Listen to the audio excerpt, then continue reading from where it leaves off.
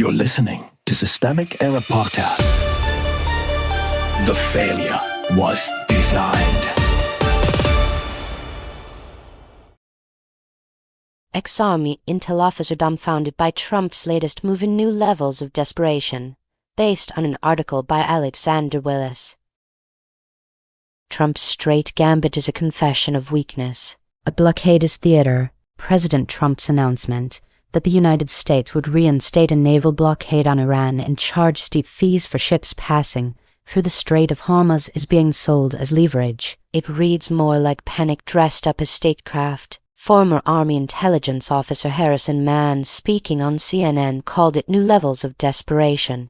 And the phrase fits because this is not a plan built on control. It is a gesture made after control has already slipped. Who holds power? The power here is not abstract. It sits with Trump, who can order escalation, and with the U.S. military apparatus that enforces or fails to enforce it. Rubio's declaration 2 weeks earlier that nobody can charge passage through the waterway matters because Trump is now trying to reverse that position in public. Not after deliberation, but after the situation has already exposed the emptiness of U.S. assurances. The issue is not confusion. The issue is executive power improvising in a crisis it helped create. The pattern is escalation, not security. The source text says the Navy has repeatedly tried to secure transit through the strait and still could not stop attacks on ships. That is the core fact. The administration cannot escape. A U.S. force has not produced safety. Trump's answer is to escalate anyway, as if repetition becomes strategy when dressed in command language. It does not. It just deepens the cycle. If the U.S. cannot protect shipping routes, announcing a blockade is not strength. It is public admission that the empire's preferred tools are failing in real time. Misdirection on purpose. The article gives away the misdirection in its own framing. The administration is not responding to a clean Iranian provocation in a vacuum.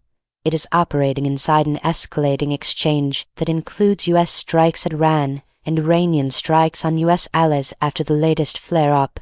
Yet the political storytelling still tries to center American command and Iranian blame, as if the United States is merely restoring order rather than widening the conflict. That framing flatters the people making the decisions and obscures the chain of escalation they are driving. Gaza, hypocrisy, and the same machinery.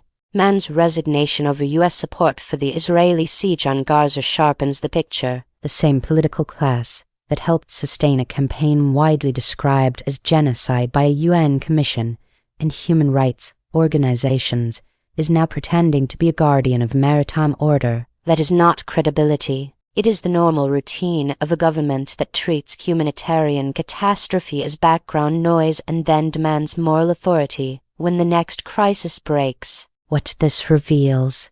This story is not really about one rash announcement on the Strait of Hormuz. It is about a political system that uses military power to stage competence after it has already failed to secure the outcomes it promised. When the state cannot control the waterway, it tries to control the narrative. When the narrative collapses, it reaches for a blockade. That is the larger pattern. Imperial power that cannot solve problems keeps manufacturing new ones, then calls the escalation necessity.